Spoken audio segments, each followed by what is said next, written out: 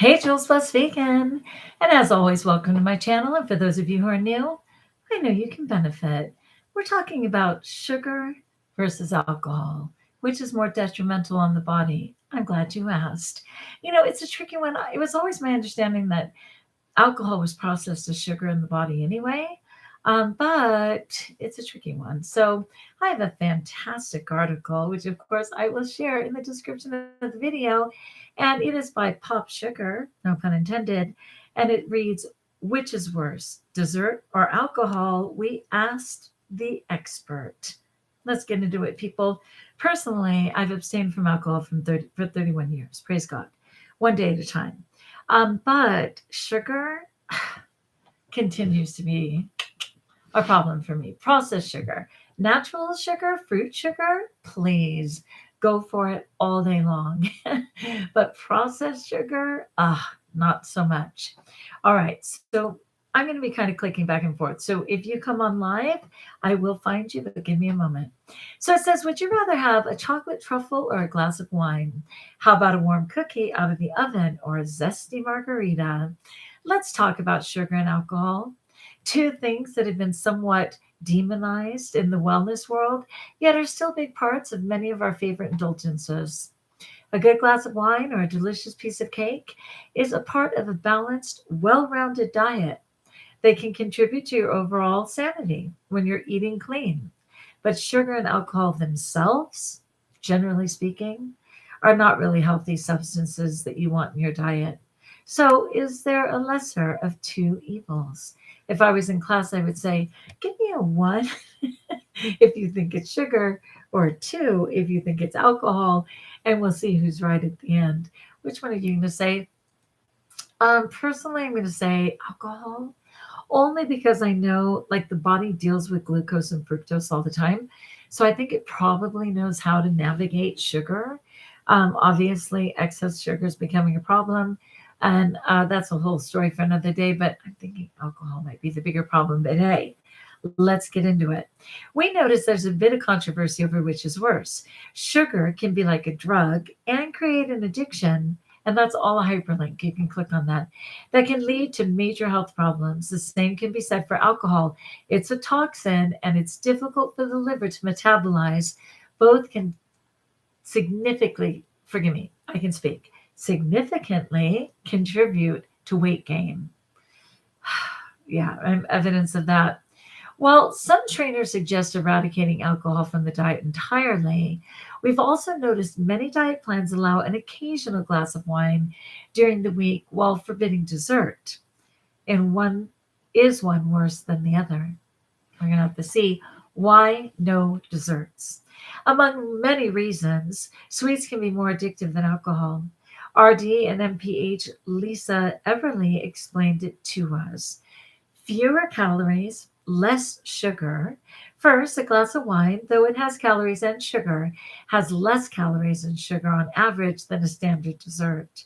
She also mentioned that alcohol has less fat than dessert, and this is a lingering trend from when low fat diets were in. And isn't that so true? Like, I mean, generally, if you're going to get, again, this is the proper size. So, an actual proper serving of beer, a proper shot, a proper serving of wine. Of course, in America in particular, everything is mega sized, right? But a proper one, sure, that's not very many calories. Whereas if you tend to get a dessert in a restaurant, not only are you paying 10, 12, $14, but they're huge, right? So portion control. Most people can easily have one glass of wine, whereas one brownie leads to two and three. And oh God, and it's in the story, not my God. Where'd all the brownies go? Makes sense to us. I mean, you humbly start out with one, and next thing you know, the whole dish is empty. Or is that just me? Okay, social stigma. It's easier to avoid sweets than alcohol, Lisa said. For instance, at a party or dinner, if you're skipping alcohol, people would either notice or you'd think people are noticing. If you've ever felt awkward social pressure from not drinking, you can relate to this. Yeah, I was even at a party recently and I did a sparkling water because it's fun for me and it made it look more like a drink. And immediately this person came up and said, "Are you drinking water?" And I was like, dang. I even had a lime in it. It could have been anything. It could have been a seltzer. I don't even know. And I said, actually, yes, I am. And they were like, oh. And like all of a sudden, like they're holding their alcohol a little lower and a little closer, which was hilarious. So yeah, I totally get that. Within minutes, Aunt Sue or your bestie might be questioning if you're pregnant, she said. However, skipping dessert is less noticeable and more mainstream, as most would understand avoiding unhealthy food choices. Okay, so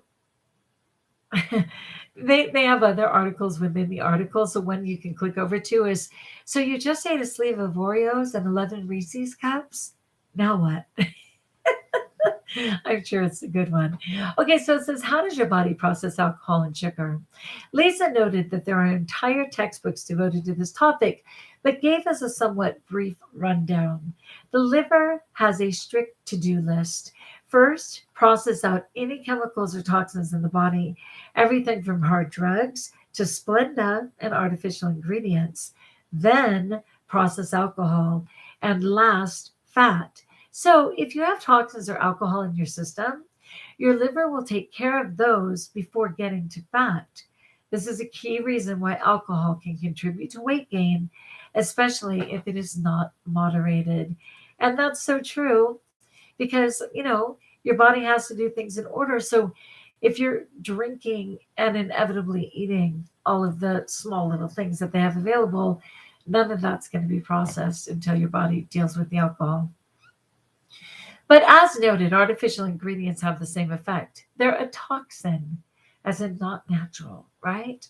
A highly processed and refined dessert with a long list of ingredients you don't understand would have a similar effect on the liver's ability to process fat than a single glass of wine. What kind of dessert are you opting for? As Lisa explained, not all desserts are created equal in terms of how your body's going to process them, right? A more natural or homemade dessert option with whole ingredients would not have that effect, she said. The kind of dessert is a much healthier option than both alcohol and a processed dessert. So, which should you choose? There's not a definitive answer. It really depends, she said. Is the dessert a homemade natural one? Does the alcohol have a high sugar mixer? There's so many variables. A natural homemade dessert in a reasonable portion size is better than alcohol. A simple glass of wine is better than a highly processed or large portion of dessert. It's all about making the most whole, real food and drink choices, she said. Some guidelines she suggests all come down to more conscious choices. Think to yourself, does this have ingredients that I can't read? Is this going to make my body feel good afterward? Is this a good portion?